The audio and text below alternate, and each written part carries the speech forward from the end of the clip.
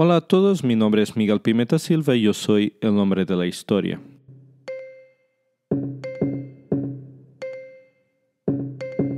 Sean bienvenidos a un episodio más del podcast Maya. El episodio de esta semana está dedicado a la memoria de Robert Langlin, lo que es lo mismo que decir que el episodio de esta semana está dedicado a la cultura tzotzil. Les digo esto porque la vida de Robert Langlin fue hecha de los estudios en torno a la cultura tzotzil.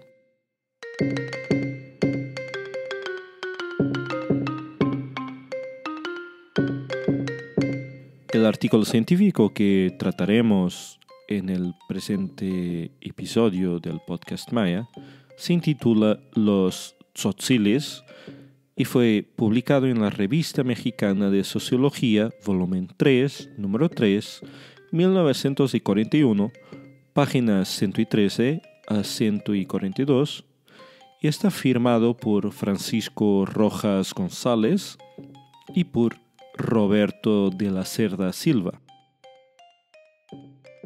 Este artículo, mismo que ya un poco antiguo, es uno de los primeros artículos científicos totalmente dedicados a los tzotziles. En este mismo documento se pueden encontrar variadas informaciones etnográficas referentes a este grupo étnico maya. En 1941, el espacio geográfico donde se ubicaban los tzotziles estaba delimitado en la cordillera del Huitepec y de sus valles, donde se ubican importantes espacios urbanos como San Cristóbal Las Casas, Teopisca y Zinacatán.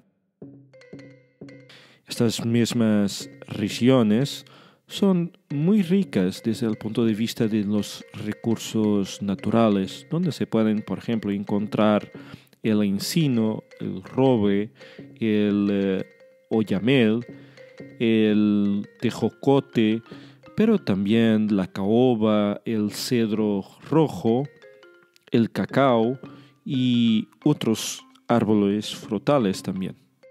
Uno de los primeros aspectos que son mencionados por los autores del artículo es el hecho que a lo largo del tiempo muchos autores han mezclado de forma errónea tzotziles y tzetales, y quizá en el origen de esta mezcla tenga estado el término común de quelenes, que fue utilizado de forma probablemente inapropiada por los primeros cronistas de la región de Chiapas.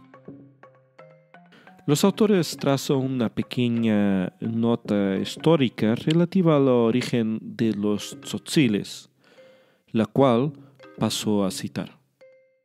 Los cronistas antiguos y los modernos historiadores confunden a menudo a los tzotziles con los tzetales debido al nombre común de quelenes con que fueron conocidos.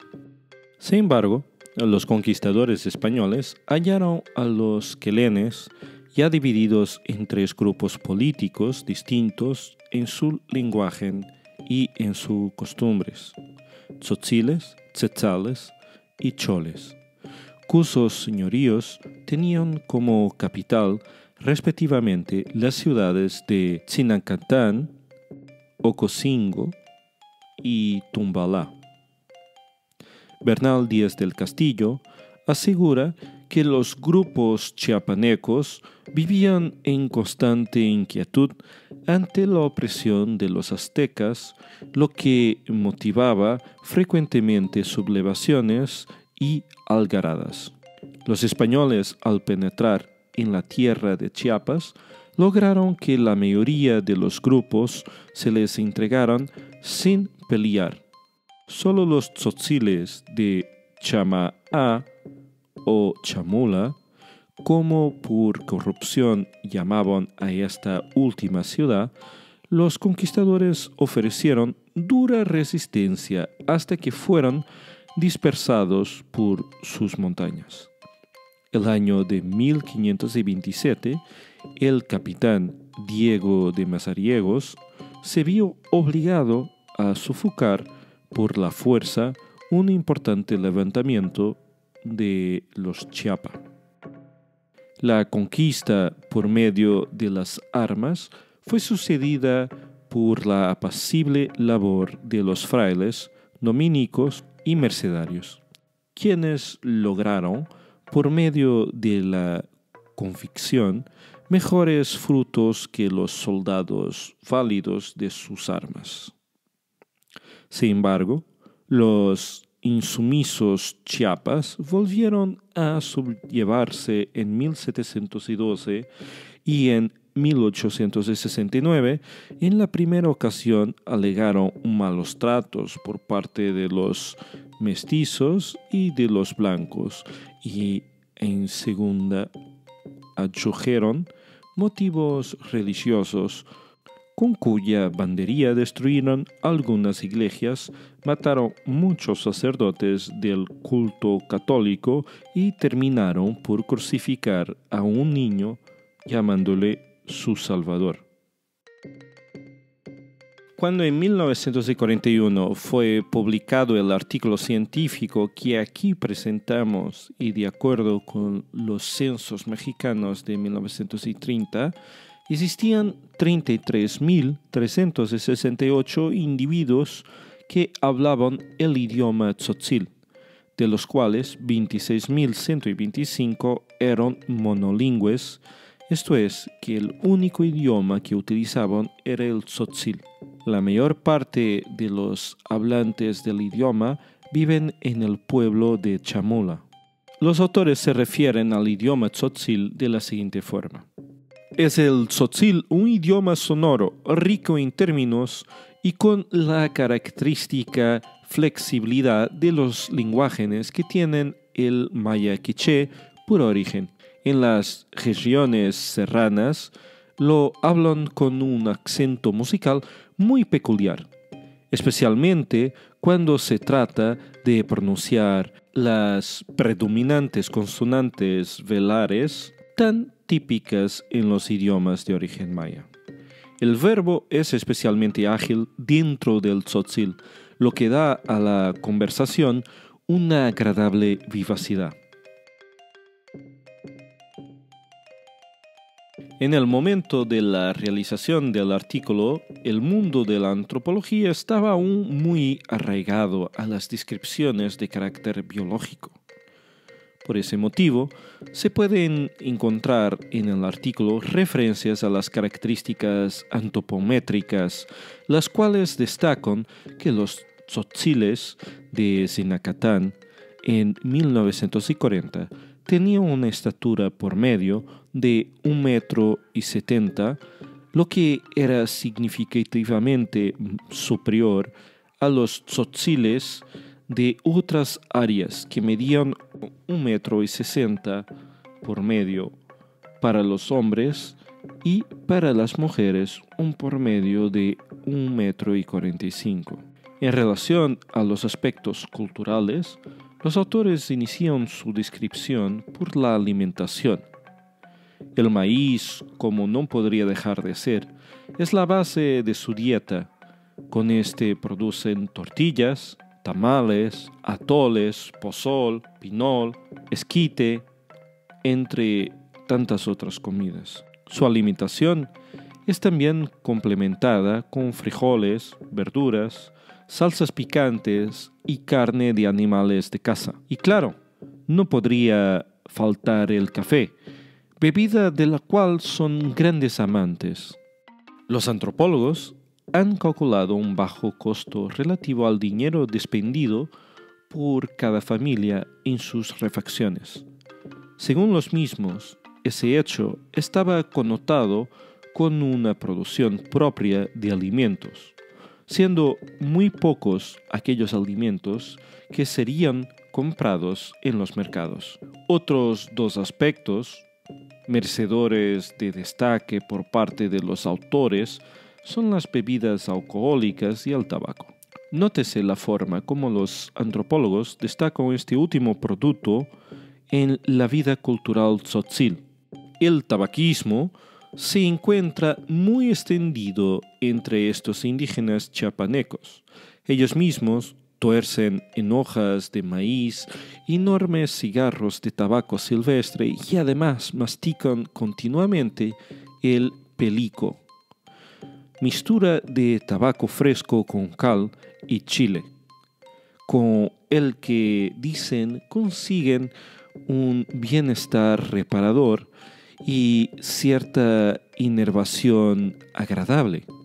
Bien, sin duda alguna que estos hábitos asociados con el tabaco también conllevan a algunos problemas de higiene bucal.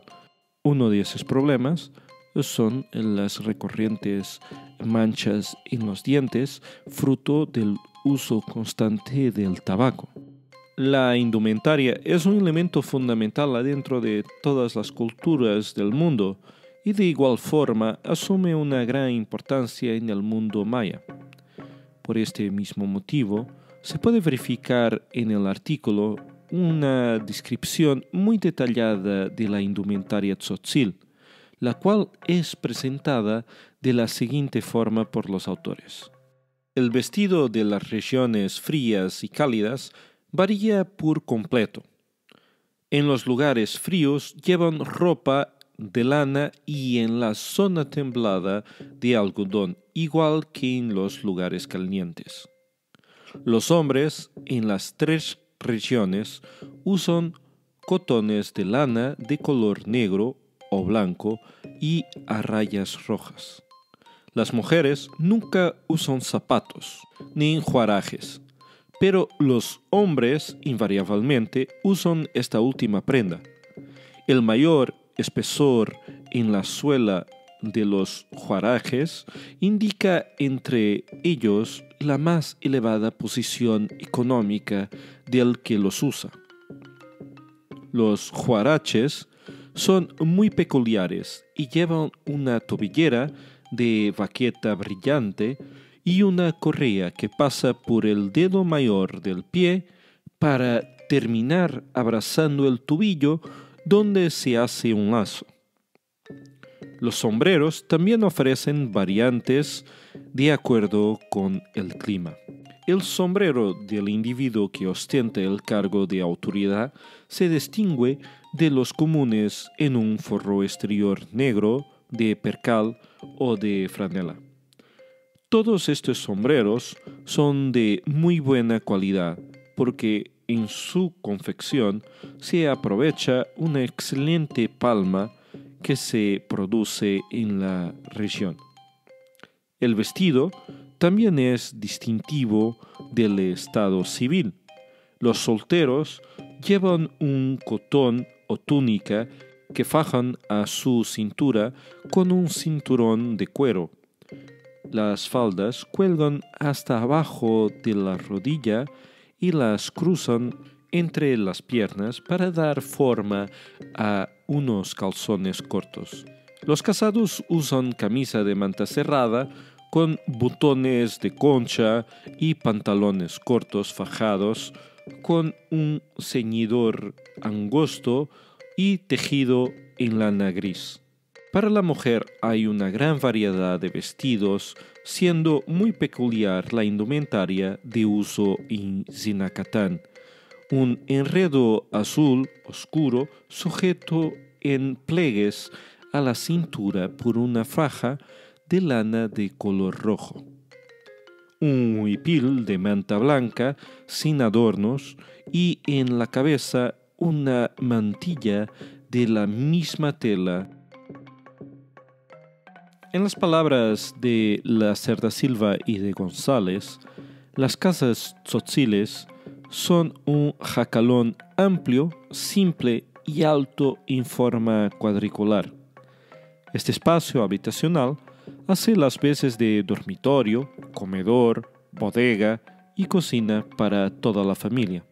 Los hombres tzotziles son nacidos frecuentadores de los temazcales, lo que parece estar relacionado con el desarrollo de enfermedades en los ojos debido al vapor que emana de estos lugares, ya que muchas veces quedan un largo tiempo en este espacio, pues se quedan dormidos muchas de las veces en estos baños.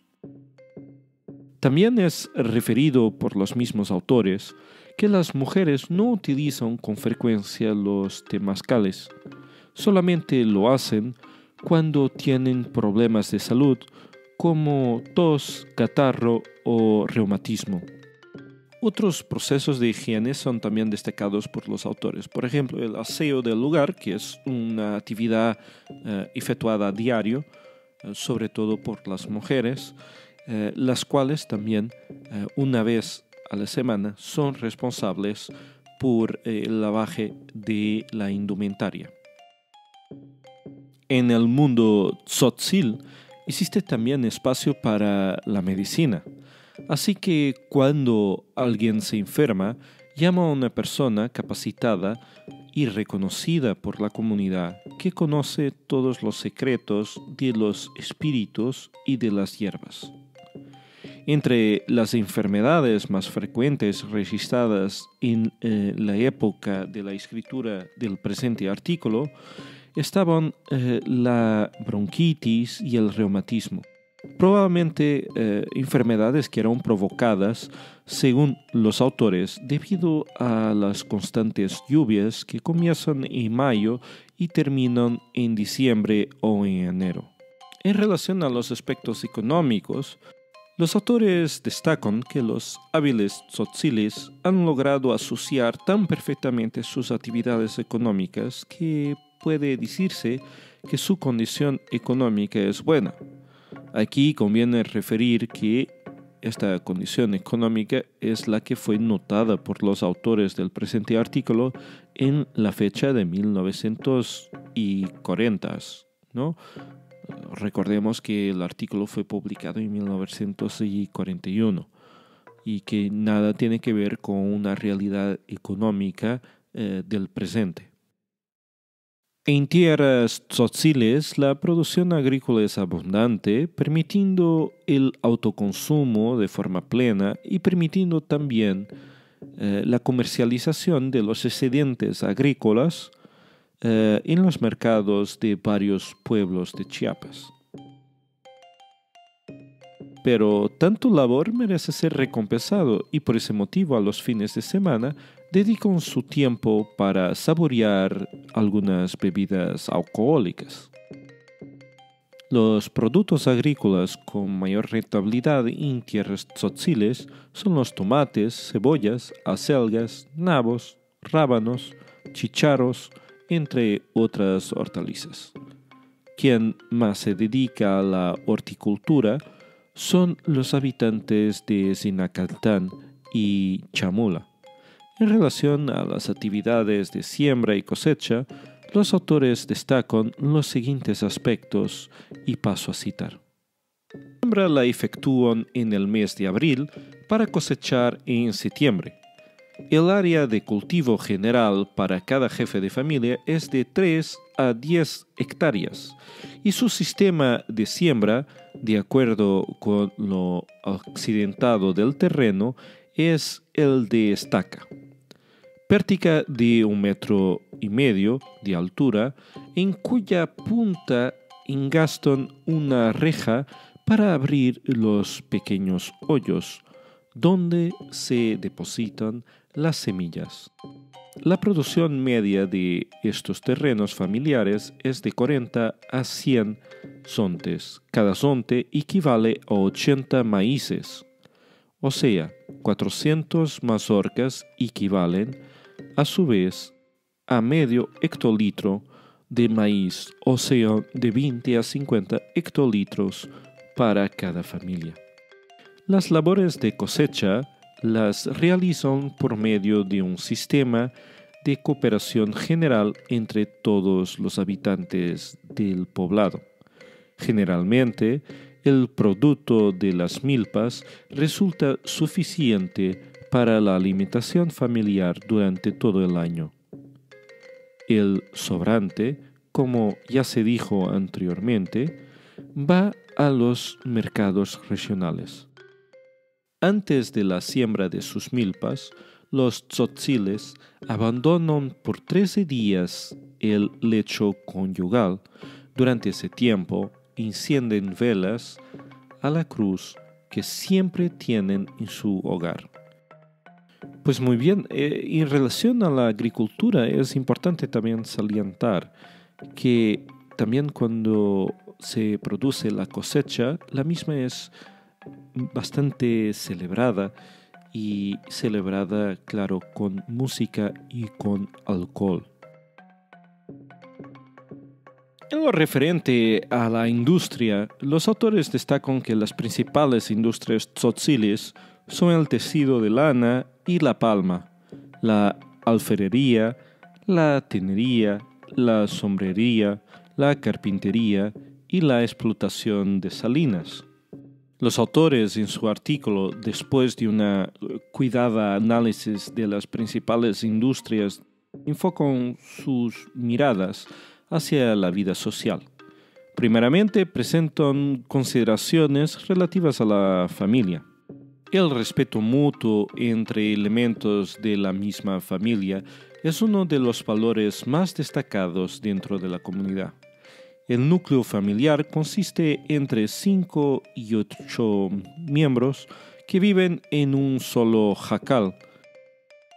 Es importante también mencionar que los autores destacan que en algunos casos específicos los hombres traen para el interior de sus hogares hasta 2 amantes que pasan a convivir con la familia ya constituida.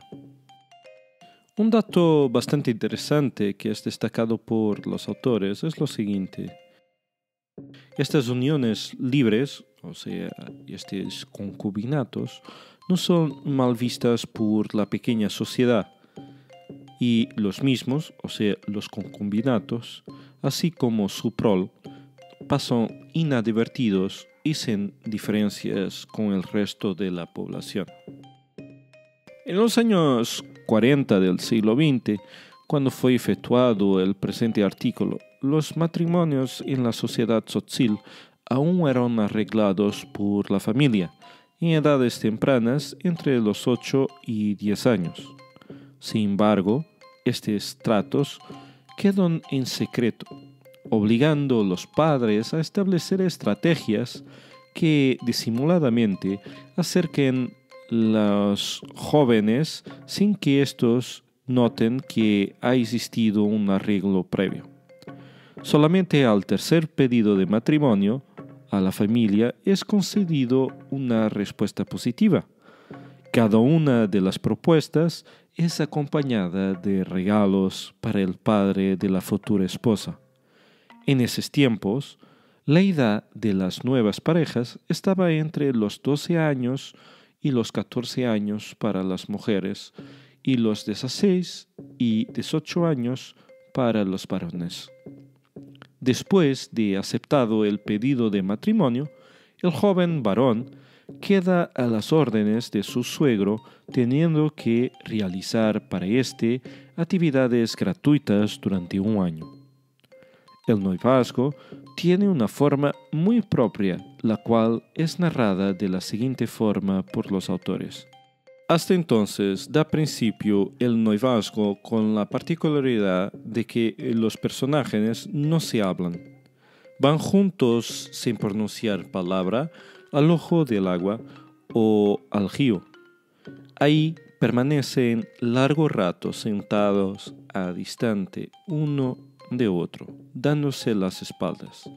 Día a día se van acercando más, hasta que llega un momento en que sus espaldas quedan juntas. Entonces, él bruscamente se echa sobre su compañera y la hace suya.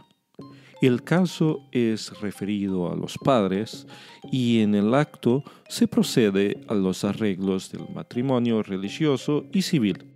En caso de que la novia tras la aventura del ojo de agua, se niegue a tomar el esposo que le han señalado, su padre tiene el deber de devolver los regalos a que obliga la etiqueta del pedimento y aún a compensar en metálico los trabajos que su frustrado yerno le prestó durante un año. Un otro aspecto destacado en el artículo es la cuestión del embarazo, en lo cual los autores mencionan que no existe un cuidado relevante en el tiempo que dura el embarazo, que por norma es asistido por comadronas o por familiares o amigas de la persona embarazada. Después de retirado el cordón umbilical, lo mismo es enterrado debajo de una ceba.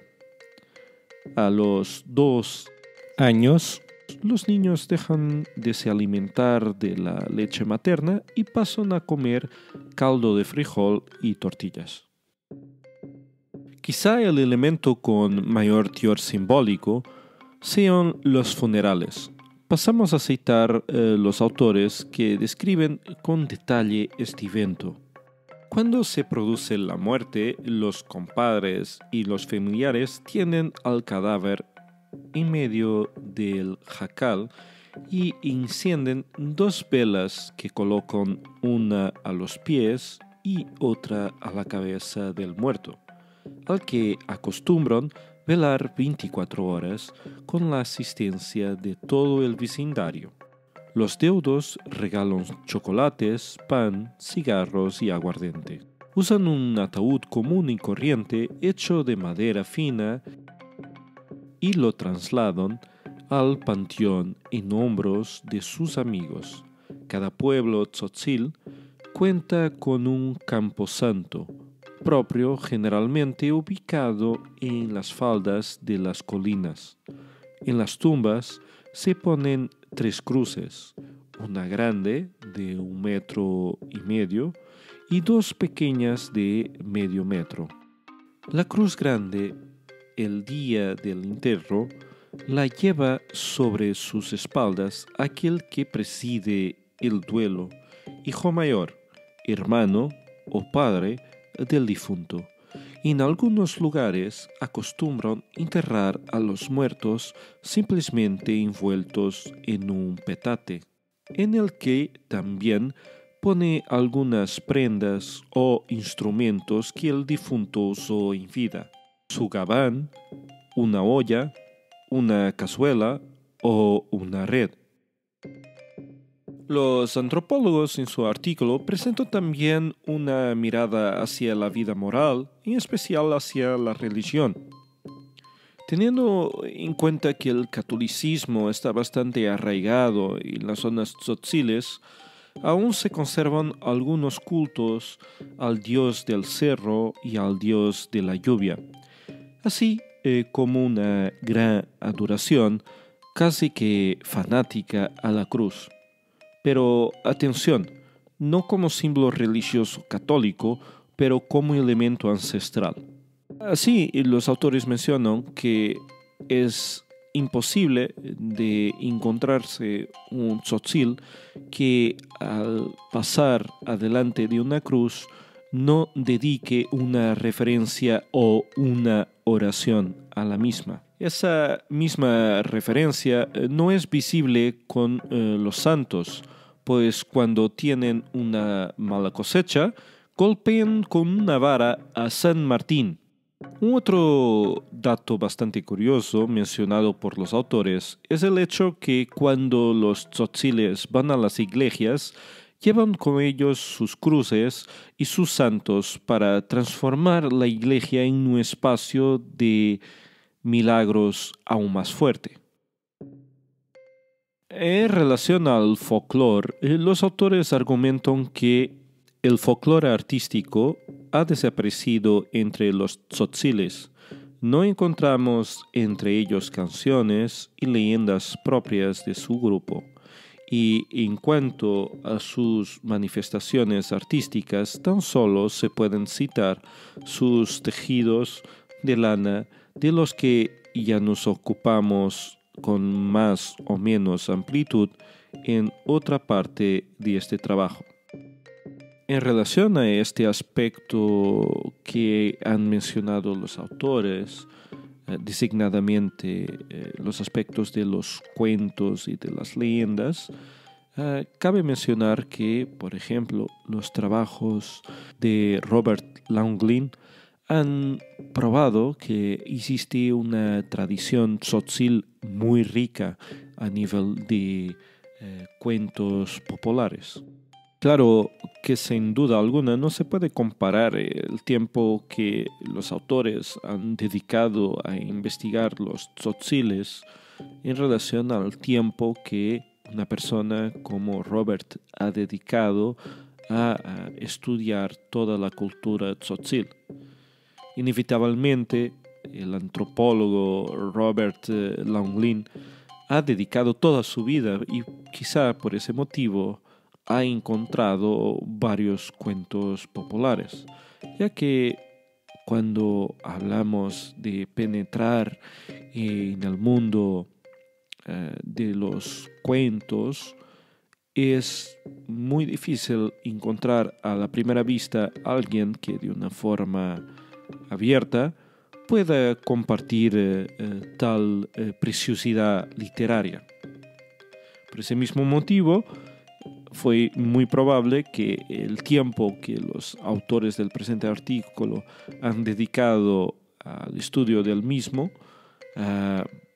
que han dedicado a la investigación que culminó en el presente estudio, pueda haber sido muy poco cuando en comparación con las varias décadas que Robert ha dedicado a la investigación. Llegamos entonces a la parte final del artículo y que nos obliga a una reflexión en relación al mismo. El artículo aquí presentado, a pesar de antiguo y con algunos trazos de evaluación moral de los tzotziles, es sin duda alguna un artículo de referencia para tener una perspectiva de la etnografía tzotzil en la década de 1940. Como cualquier artículo científico con bastante tiempo, debe ser siempre manoseado con cuidado y con una mirada crítica. Así, cabe siempre al lector saber entender los posicionamientos históricos y teóricos del momento en que el artículo fue publicado, sin caer en el error de asumirse una postura de anacronismos. Cada artículo, mismo que desactualizado, ha cumplido su misión en el pasado, y sin la publicación de ese artículo, nuestro conocimiento hoy sería más pobre y limitado. Así, invito a cada uno de los oyentes a proceder a la lectura del artículo aquí abordado y compararlo con otros artículos científicos referentes a la cultura tzotzil. Claro está que van a encontrar diferencias, pero muchas de las veces es necesario partir de una base más antigua para comprender también la evolución histórica de nuestro conocimiento.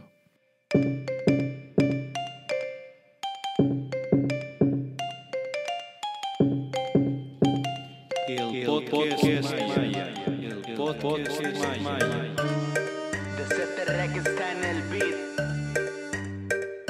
Llegamos a la segunda parte del podcast Maya.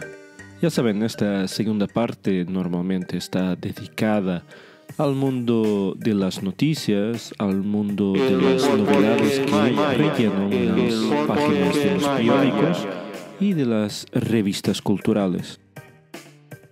Pero en la presente edición del podcast Maya, ya que está dedicada a la memoria de Robert Langdon, vamos a enfocar nuestra atención en una entrevista que fue concedida por Robert a la página de internet Maya Exploration Center, Education Through Exploration. Para transformar la entrevista en un material más accesible a todos, he tomado la libertad de traducir la misma entrevista para el idioma castellano. Así, de esta forma, lo que se presenta enseguida es una traducción. Así que cualquier error que pueda provenir de esa traducción es enteramente responsabilidad de este servidor que les habla en este momento. Pero antes de presentar la entrevista, me gustaría hacer un pequeño resumen de la obra académica de Robert Langlin. Robert Langlin era curador emérito de la sección de Mesoamerica Ethnology del National Museum of Natural History de Estados Unidos. El inicio de la carrera universitaria de Robert fue efectuada en la conceptuada Universidad de Princeton. Más propiamente, en esa misma universidad efectuó su licenciatura en inglés. Más tarde culminó sus estudios de máster en antropología en la Universidad de Harvard en 1961 y solamente 2 años más tarde concluye su grado de doctorado en antropología en la misma universidad. Las áreas de interés de estudio de Robert Langlin fueron sobre todo el campo de la literatura mesoamericana y de la etnología mesoamericana. Entre sus más famosas publicaciones tenemos, por ejemplo, su obra que busca hacer una coletánea de cuentos populares mayas de Chiapas, la cual fue publicada en 2014 por la Universidad del Nuevo México y tiene como título Mayan Tales from Chiapas, México. Una de las obras más reconocidas por todos es su esfuerzo por publicar el diccionario Tzotzil del siglo XVI, que es de gran ayuda para el mundo de la epigrafía y para el mundo de la etnografía. Hablamos del gran diccionario Tzotzil de San Lorenzo Zinacatán, que tardó nada más nada menos que 16 años a completarse. Al gran diccionario de Tzotzil tenemos que agregar una otra magistral obra, esta efectuada en conjunto con Dennis Bredlove, y estamos hablando de la obra publicada en 1993 por el Smithsonian, lo cual tenía como título Flowering of Man, a Tzotzil Botanic of Zinacatán, volumen 1 y volumen 2. Este magistral compendio del conocimiento botánico de la cultura tzotzil es sin duda alguna uno de los tratados más ricos en relación a la botánica y al mundo de la etnobotánica relacionado con las culturas originales, no solamente de contexto mesoamericano o americano, pero de todo el mundo. Robert fue también un hombre de arte y sobre todo de el espacio del teatro, lo cual ha hecho con que trabajase de muy cerca con los tzotziles en la producción de obras teatrales. Sin duda alguna, su contributo junto de la cultura tzotzil y junto de las culturas mayas es imborrable. Su memoria es eterna y eternos también serán sus estudios. Robert Langlin ha partido, pero ha dejado un vasto legado que ha influenciado generaciones de epigrafistas, ha influenciado generaciones de etnógrafos, pero sobre todo ha dejado una marca en sus compadres que de alguna forma desde Chiapas iniciaron un camino de revitalización de la cultura tzotzil. No de la mano de Robert, pues ya caminaban y ya daban sus primeros pasos solos, pero con Robert ese trayecto pasó a ser más apacible, pasó a ser más bonito y sobre todo pasó a ser más visible a los ojos del mundo occidental. Ahora sí, dedicamos los próximos minutos a la lectura de la traducción de la entrevista concedida por Robert Langlin. Bienvenido a Palenque y gracias por estar aquí para responder a estas preguntas. Gracias por considerarme digno de una entrevista. Como antropólogo que trabajó en estrecha colaboración con los mayas de las tierras altas de Chiapas durante muchos años, ha tenido la oportunidad de ver muchas cosas. ¿Podría contarnos un poco sobre cómo llegó a trabajar en Chiapas? Bueno, llegué por primera vez en la primavera de 1957, cuando estaba en la Escuela Nacional de Antropología y Historia en la Ciudad de México. Uno de mis compañeros de estudios dijo: «Oh, debes ir a San Cristóbal y visitar Navalom, ver la maravillosa biblioteca y escuchar las maravillosas historias de Pancho Bloom». Así que vine por una semana y mi pequeño Volkswagen. Había unos 5 autos en San Cristóbal y, por supuesto, uno de ellos se estrelló contra el mío. Luego hice algo que nunca antes había hecho en mi vida. No puedo imaginar por qué, pero escondí mi dinero en el cenicero. Justo después del accidente, el tipo dijo: «Llevemos el automóvil a un mecánico y lo pagaré». Como había escondido mi dinero en el cenicero, el mecánico lo encontró. Así que fue una larga historia para salir de Chiapas, pero lo logré, finalmente, prácticamente sin dinero. En la escuela, casi todos mis compañeros tenían canas, y pronto me di cuenta de por qué tenían canas. Todos estaban esperando obtener sus títulos. La escuela estaba cerca de la catedral y aunque estaba en una ubicación central, la electricidad seguía apagándose. Los profesores ganaban un salario tan bajo que tenían 2 o 3 trabajos y a menudo no asistían a clases.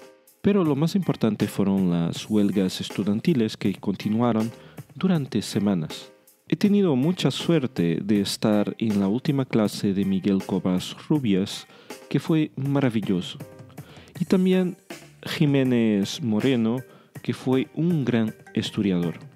Pero no veía cómo iba a obtener un título allí, así que me postulé en Harvard. Luego, después de visitar San Cristóbal, decidí unirme a la INI, Instituto Nacional Indígena, como voluntario en el área de Papaloapan, en Veracruz. Estaban cerrando la presa de Miguel Alemán y acompañé a un miembro de la INI a los diversos pueblos que estaban siendo desplazados. La gente vivía en campos de rocas y en ciudades donde se decía que incluso las pulgas habían muerto ahí. Nunca en mi vida había visto cosas tan terribles como las que le hicieron a la gente.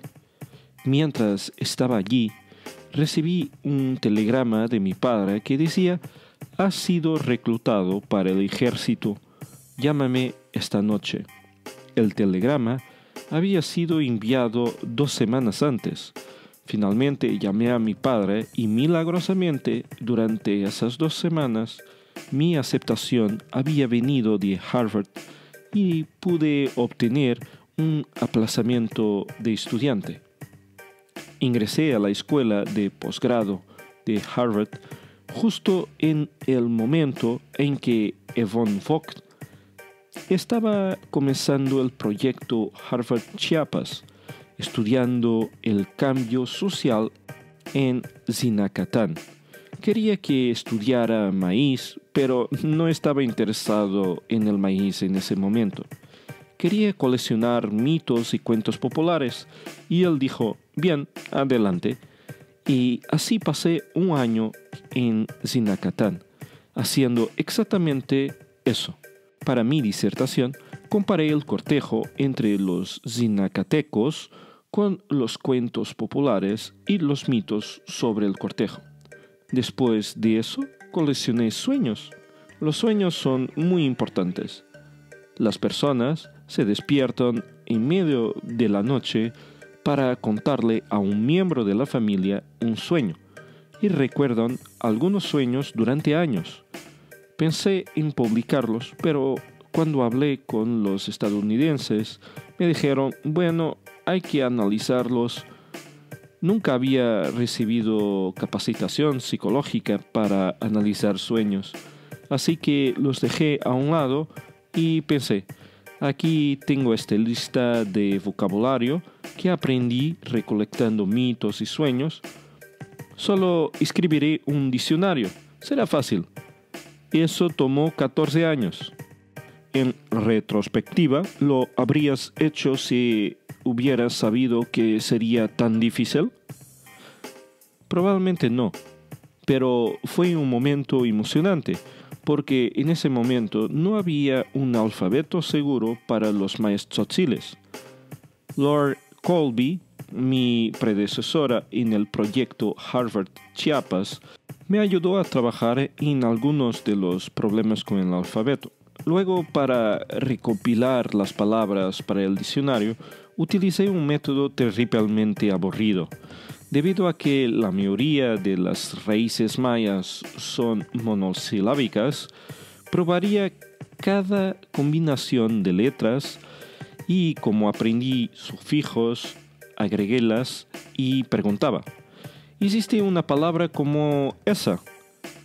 Tenemos algunas muy divertidas, especialmente una increíble cantidad de palabras onomatopeicas para sonidos de insectos, hombres miando, mujeres miando, caballos miando. Acabo de leer un libro sobre la gente Hmong de Laos y lo mismo ocurre con el idioma Hmong. Antes de que se escribiera sonidos similares para árboles que susurran en el viento, fruta cayendo en el suelo. Todo esto es algo en lo que el idioma español es muy pobre. Por ejemplo, nunca obtuvimos una buena traducción al español para el sonido de un caballo que golpea la calle. Esa palabra se habría desarrollado más tarde, ¿no? Quiero decir, no habría existido un equivalente de eso en el periodo clásico. Sí, lo habría. El mismo verbo se usa para describir a un hombre caminando con sandalias ceremoniales. Los árboles susurraban en el viento en la época clásica. Las frutas caían al suelo. Eso no era el tema de lo que estaban escribiendo en las paredes, pero la gente probablemente decía esas palabras. El gran diccionario tzotzil de San Lorenzo Zinacatán ha sido un recurso muy valioso para los epigrafistas. Cuando estudiaba con Linda Chile en las reuniones mayas en Texas, su diccionario fue esencial para ayudarnos a descubrir el significado de muchos de los jeroglíficos. ¿Te ha interesado el antiguo sistema de escritura maya y cómo se compara con el diccionario y tu estudio del idioma con lo que has leído o entendido sobre la epigrafía? Sabes, realmente he evitado este tema. Nunca aprendí a leer glifos. He pensado, bueno, simplemente expondré lo que pueda para que otros hagan en lugar de hacerlo yo mismo.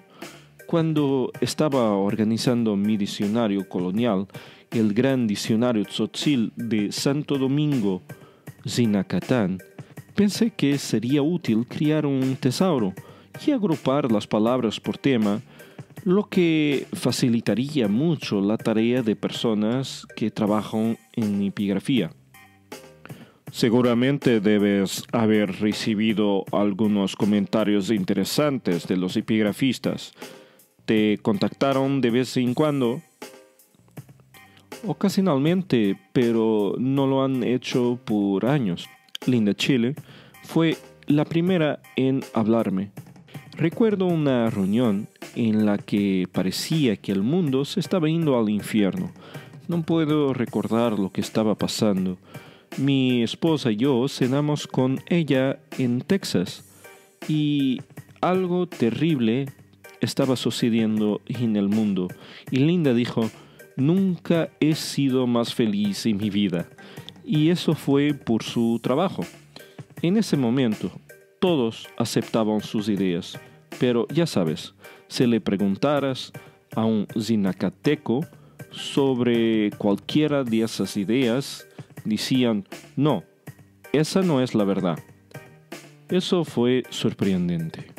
Hablando de eventos mundiales y particularmente de aquellos eventos impactantes que nos afectan a todos, sé que los eventos mundiales se están volviendo cada vez más vívidos para los mayas contemporáneos a través de la televisión y internet.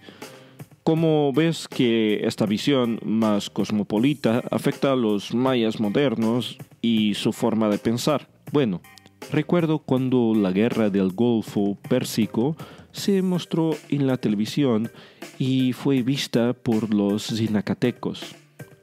Mi compadre Anselmo Pérez Pérez era el mejor chamán de Zinacatán y hizo que todos los chamanes subieron a la montaña para rezar por protección, porque no había sentido de la distancia.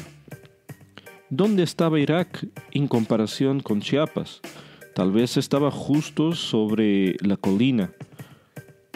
Otra cosa que recuerdo fue cuando llevé a Anselmo y Domingo de la Torre a las reuniones de la Asociación Americana de Antropología en San Francisco en 1963. Y Laura Nader, la antropóloga, se me acercó llorando y dijo: acaban de dispararle a Kennedy. La primera vez que Anselmo y Domingo vieron televisión, vieron un asesinato, por lo que parecía que Estados Unidos era un lugar bastante peligroso para vivir. Recuerdo que Anselmo dijo que el hombre que le disparó al presidente Kennedy nunca había hablado con él. Eso fue un pensamiento inconcebible.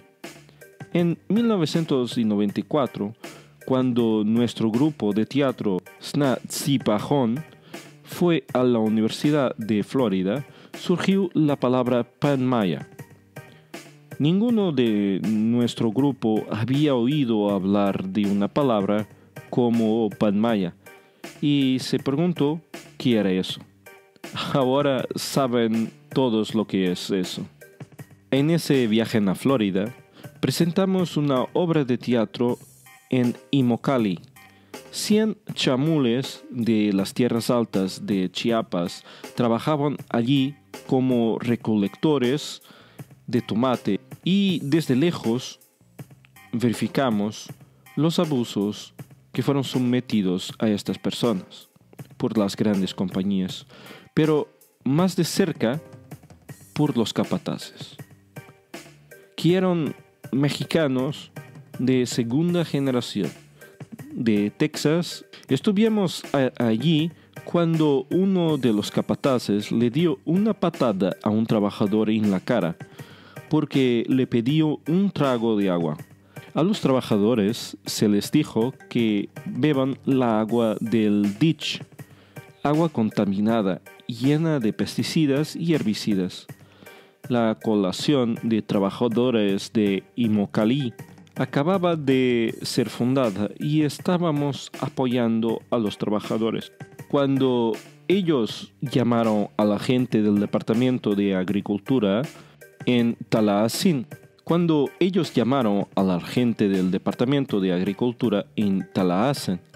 para quejarse, los trabajadores dijeron: ahora escucharás algo de teatro en el teléfono.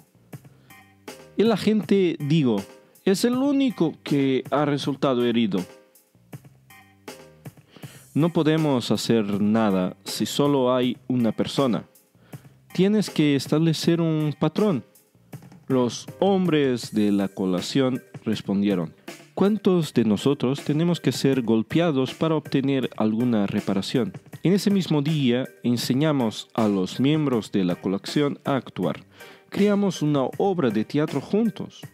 Cuando llegamos todos a la ciudad, dijeron: «Oh, los zapatistas han venido». Y como eran los actores actuando, vi a 2 o 3 capataces muy infelices.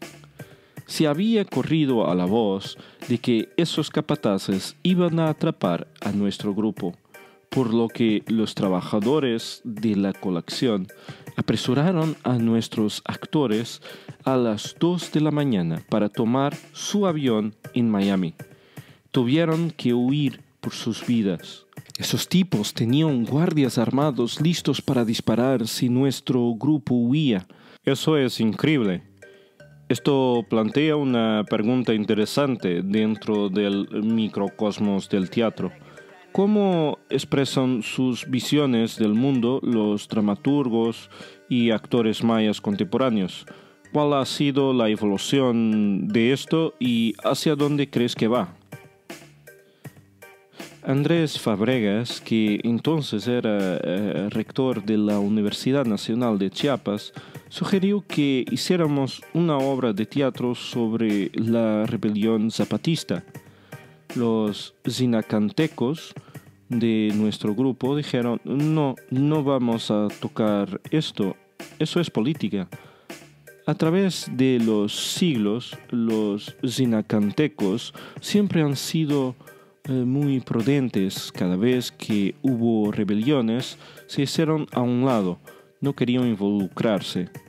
Un miembro de Tenejapán, Diego Méndez Guzmán, estaba muy dispuesto a hacer una obra de teatro contra los zapatistas, pero los zinacantecos dijeron: no, haremos una obra sobre ecología, eso es bueno.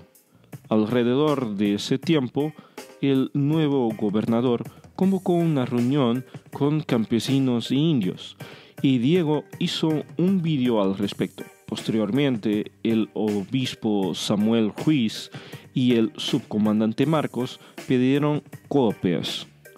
Diego mostró el vídeo a nuestro grupo y se sorprendieron al ver a los indios diciéndole a este nuevo gobernador lo que pensaban que debería hacerse por ellos.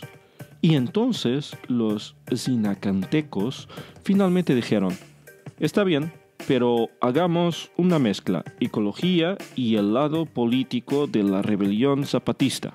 Entonces eso fue lo que hicieron y encajó perfectamente. La obra muestra cómo el terrateniente ladino se asegura de que los indios pierdan sus tierras y sean enviados a la selva.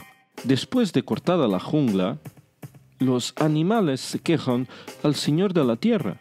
Los indios se enferman como castigo del Señor de la Tierra y luego un joven estudiante viene de la capital y dice: debemos organizarnos, hay una batalla. Y luego el Señor de la Tierra sale y dice: ustedes son hermanos, no deben luchar entre sí, debe haber paz. Y los indios se levantaron del suelo y dicen: sí, paz, pero con justicia. Y luego cantó el himno de Chiapas. Esta obra ha sido muy popular en todo Chiapas. Cuando lo mostraron en Florida, un estudiante africano dijo: si esto se mostrara en mi país, nos matarían. Pero nunca hemos tenido ningún problema por parte del gobierno de Chiapas o del gobierno federal, y creo que es muy probable debido al énfasis en la ecología. Hace unos años realizaron la obra en un asentamiento remoto cerca de la reserva de biosfera de El Ocote. Anteriormente, Sna Tzibajón había hecho un vídeo sobre protección animal y de alguna manera ese vídeo había llegado a esa comunidad. Tuvimos que viajar hasta ahí en bote y cuando llegamos, una de las personas que estaba en la orilla miró a Juan de la Torre y dijo: «Te conozco», porque lo había visto en el vídeo. Dieron la obra al final de la tarde y luego se fueron a tomar una siesta, cuando de repente una de las personas de la comunidad se acercó a ellos y les dijo: «No pueden irse a dormir. El maestro dice que debemos tener una reunión». Entonces tuvimos una reunión y decidieron: «Mira, nosotros no podemos dejar que nos pase lo que les pasó a esas personas en la obra. Cada uno de nosotros tenemos 10 hectáreas de selva tropical. Debemos asegurarnos que esos árboles no se talen». La gente describió cómo habían sido empujados hacia las laderas de las montañas a causa de la presa y todavía estaban incendiando sus fuegos con pinos mientras los ricos estaban sentados en la Ciudad de México mirando televisión con la electricidad que generaba la presa. Aproximadamente la mitad de las obras de teatro que presenta Sna Tzibajón son obras de acción social, o al menos sobre problemas sociales, económicos o políticos, y aproximadamente la mitad se basan en mitos que se utilizan para fortalecer ideas tradicionales. Una de las obras que estamos reviviendo se llama Dinastía Jaguar. Es una obra sobre la Jao, escudo jaguar, y la señora Choc de Yaxchilán. Fue muy popular cuando se hizo por primera vez. La gente se emocionó mucho porque era la primera vez que los mayas contemporáneos veían a estas famosas figuras históricas en el escenario. Esa obra muestra cómo Lady Choc es rechazada por su esposo y su hijo no es elegido para ser sucesor. Otro grupo de teatro, FOMA, Fortaleza de las Mujeres Mayas, retrata la situación actual de las mujeres, 1000 años después, tratando de ganar algo de igualdad política. Dentro de las comunidades mayas hay un aspecto muy teatral en el espectáculo religioso y las procesiones. ¿Crees que Sna Tzibajón tendrá influencia en la vida ritual de sus comunidades o es el teatro visto en la manera occidental como entretenimiento? Se cree que es más que entretenimiento. Nuestros muchachos han dicho que cada presentación tiene una razón y dejan muy claro al público cuál es la razón. No hay duda que las producciones se consideran herramientas para la enseñanza. Creo que las ceremonias religiosas son demasiado rígidas para permitir la introducción de nuevas ideas, pero tal vez no. Creo que estoy pensando en los eventos traumáticos que se han incorporado a la ceremonia religiosa. Una, por ejemplo, es la expresión de la conquista que se ha abierto camino en las fiestas de Chamola y Zanacatán. También está la representación de los Montezumas. ¿Crees que tal vez la rebelión zapatista saldrá a la luz en alguna parte? Ahora hay una cosa que sucedió. Tenemos una obra de teatro sobre el Jekal, el fantasma. El fantasma llevaba una capa negra. Después de presentar la obra, varios zinacantecos nos pidieron diseñar o darles las capas negras para usar en el carnaval. En el carnaval de Zinacantán, las personas que se hicieron pasar por fantasmas solían vestirse de ladinos, pero estaban tan fascinados con la capa y la máscara diabólica negra que algunas personas han adoptado la capa y la máscara como parte del disfraz. Hace poco tiempo me hablaste de los centros urbanos clásicos mayas como reinos teatrales. ¿Podrías describir este concepto y cómo se relaciona con el movimiento religioso maya contemporáneo? Bueno, creo que este término fue acuñado por Artur de Marest, quien pensó que todo el escenario que estaba ocurriendo en las ciudades era una parte vital de la legitimidad del gobierno y, estoy seguro, una forma de propaganda. El tipo de ritual que se lleva a cabo ahora no es tan político, no tienes religión y política tan entrelazados. La política civil está realmente separada y se está volviendo cada vez más separada. Sé que has hecho viajes con mayas contemporáneos desde las tierras altas hasta los sitios mayas clásicos.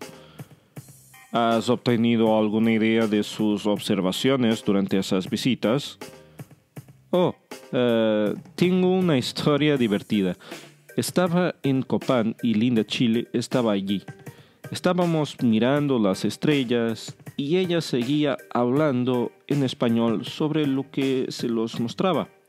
Y finalmente mi compadre Anselmo, un chamán, simplemente se alejó. Creo que se alejó por su actitud y no por lo que se estaba diciendo. Pero entonces sucedió algo curioso.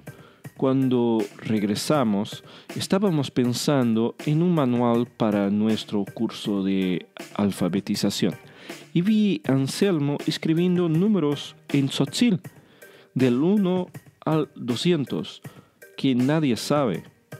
Lo incluyeron en nuestro manual, por lo que pensaron que era tan importante. Todos querían conservarlo. Era como un juego filosófico, aunque nadie usaría para hablar. ¿Y que miran los zinacantecos cuando miran las estelas de los reyes? ¿Alguna vez te comentaron sobre quién eran estas personas?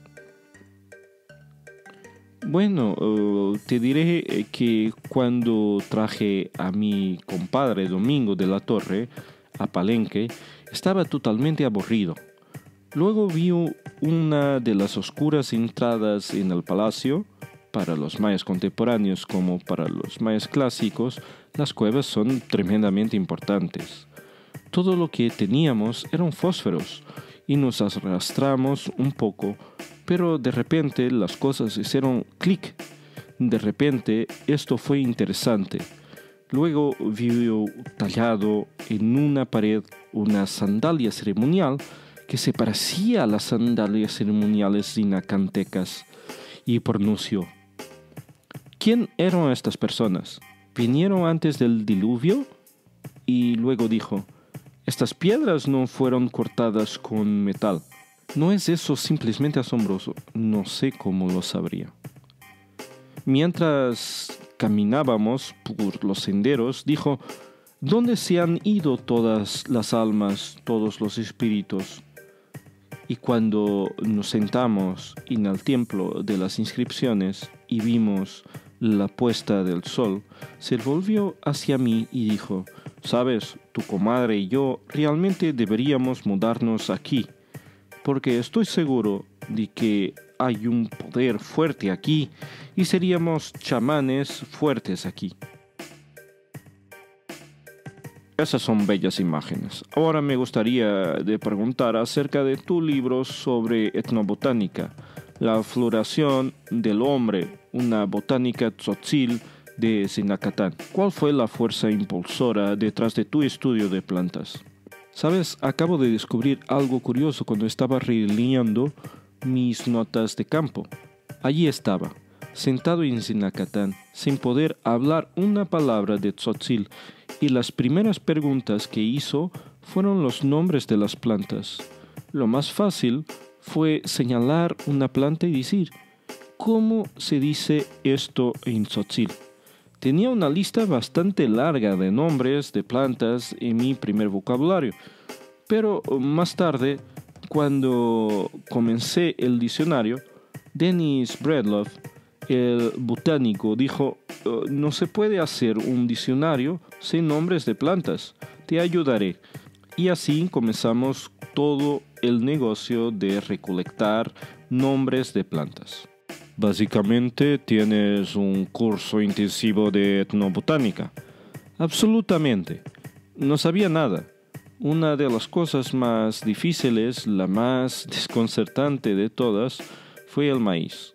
Cuando colgamos 25 mazorcas de maíz y hicimos que la gente entrara y las nombrara, obtuvimos algo así como 75 nombres. No teníamos idea de lo que estaba pasando, pero cuando estaba en los Estados Unidos, me divertí preguntando a los estadounidenses sobre los tipos de automóviles. Les mostraba fotos de autos y preguntaba qué coche era y todos decían que un Chevy era un Ford. Lo mismo para cereales y verduras. Los profesores de Cornell no podían identificar las espinacas porque siempre enviaban a sus esposas a la tienda. De todos modos, nos quedamos con algunas preguntas serias sobre los nombres de las plantas que habíamos puesto en el diccionario, particularmente, como dije, con el maíz. Luego pensamos, revisemos nuestro trabajo, hagamos una etnobotánica con el material que tenemos en el diccionario. No tomará mucho, 10 años. Pero podría agregar una cosa. No sé si es cierto, pero me dijeron que esta es la etnobotánica más completa de todas las comunidades indígenas del mundo. Recientemente completó un hermoso libro ilustrado, Corazones Mayas, que contiene metáforas mayas para el amor y el miedo y la pasión.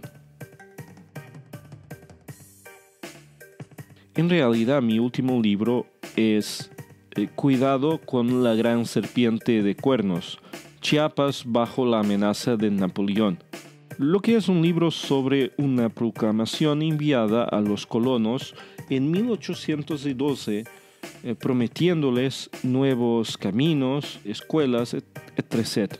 Siempre y cuando no escucharan al asesino Napoleón.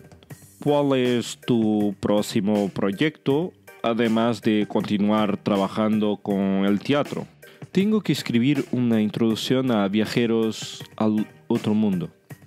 Carol Karasik hizo una selección de las visiones de mis compañeros en sus viajes a los Estados Unidos en 1963 y 1967, que es la primera descripción de mayas de los Estados Unidos. Carter Wilson, el novelista, sugirió que el libro comience con mi llegada aquí, a este otro mundo, que era muy diferente al nuestro. Fue un año tremendamente duro para mi esposa. Realmente le molestaba la cultura patriarcal maya. Para mí fue una aventura ponerse su ropa. Para ella fue un ataque a su identidad. Como hombre podía salir a visitar y hacer cosas, y se suponía que ella debía quedarse en casa, lo cual no fue divertido. Y una cosa que me sorprendió leer en mis notas de campo fue que apenas hubo un día que terminó sin que yo estuviera borracho. Quiero decir que fue simplemente extraordinario. Y aunque nunca fui violento, tuvo que lidiar con un marido bastante aburrido que se duerme cada vez que llega a casa. Cuando llegué a Chiapas, pensé que me gustaría tener un nombre tzotzil, y como no había Robertos en Zinacatán, adopté el nombre del patrón, Lorenzo, y por eso soy LOL. Yo tradujo mi apellido Launlin, pequeño lago, a Bitiknab, Hay una comunidad llamada Bitiknab que perteneció a Sinacantán en el siglo XVIII. Pensé que sería divertido rastrear mis raíces y ir a Bitiknab.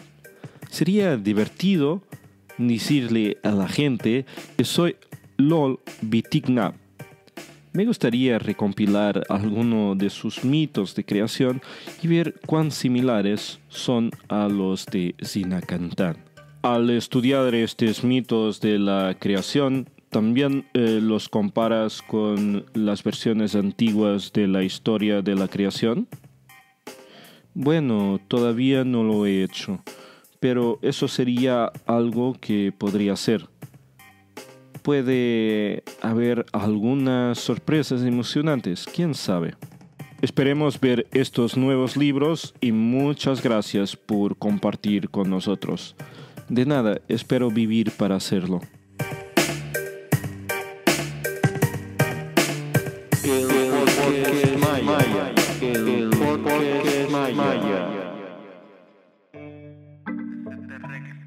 Llegamos a la tercera parte del podcast maya, la cual, ya saben, está dedicada a los cuentos populares mayas.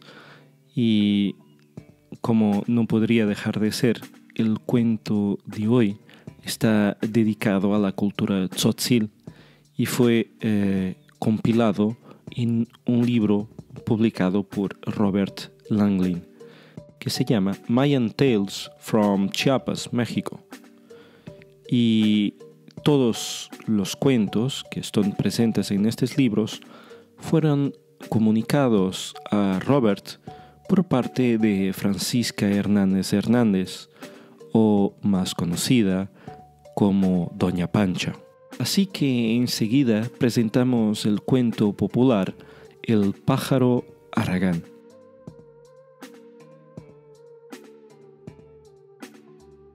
«Me voy», dijo. «Pues vete».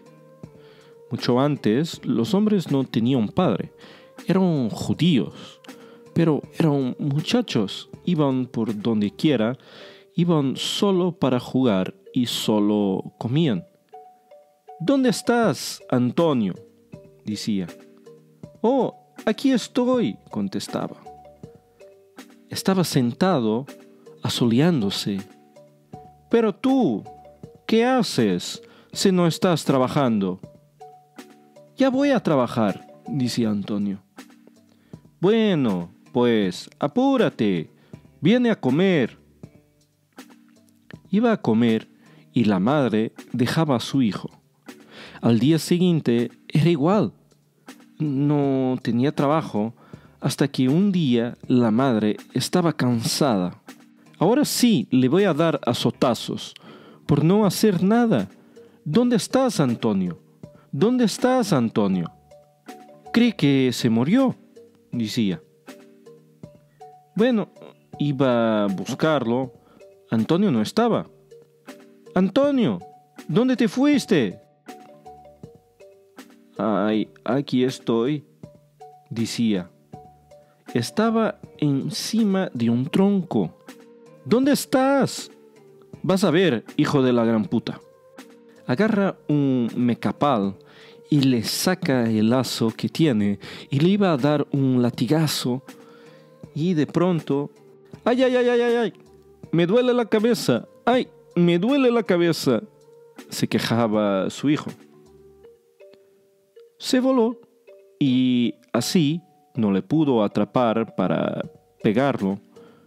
Por eso existe un pájaro llamado dolor de cabeza, el pájaro Aragán o tapacaminos, que tiene una cola larga. Su hijo se huyó y se quedó la madre. Colorín colorado, este cuento se ha acabado.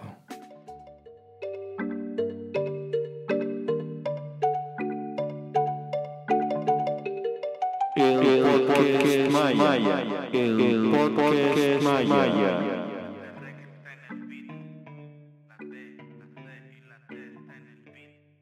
Llegamos a la última parte del podcast maya. Ya saben, esta última parte está dedicada al mundo de la música y indubitablemente también al mundo de los idiomas mayas, ya que siempre tenemos el cuidado de seleccionar músicas mayas de distintos estilos musicales, pero que siempre contengan una letra.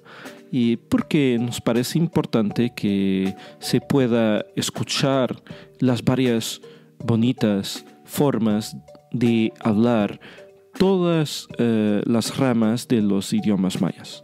Así que un poquito más adelante presentaremos el artista de esta semana, pero antes me gustaría dejar aquí una nota. Esa nota está relacionada con el último podcast, con el podcast que fue dedicado a Itzimté la semana pasada. Durante los días posteriores a la publicación del podcast, un querido amigo me hizo llegar un artículo científico que yo desconocía, pero que en gran medida complementa y mucho el artículo científico que presenté la semana pasada. El artículo científico que menciono como de lectura casi que obligatoria, diría mismo yo en mi más humilde opinión, es el artículo que se intitula Los monumentos de Itzimté, Petén, Guatemala, nuevos datos e interpretaciones, que fue efectuado por Dmitry Beliaev y Sergei Vepresky. Así, juzgo que es importante que aquellos de ustedes que estaban interesados en la temática de la semana pasada puedan complementar vuestras lecturas con este artículo científico. Así, finalizada la nota, me gustaría de presentarles la banda Tzotzil de rock Baigel y dejarles en la presencia de esta fantástica banda con la música Metakin. Así que me despido de todos ustedes, como siempre, buenas lecturas y buenas investigaciones.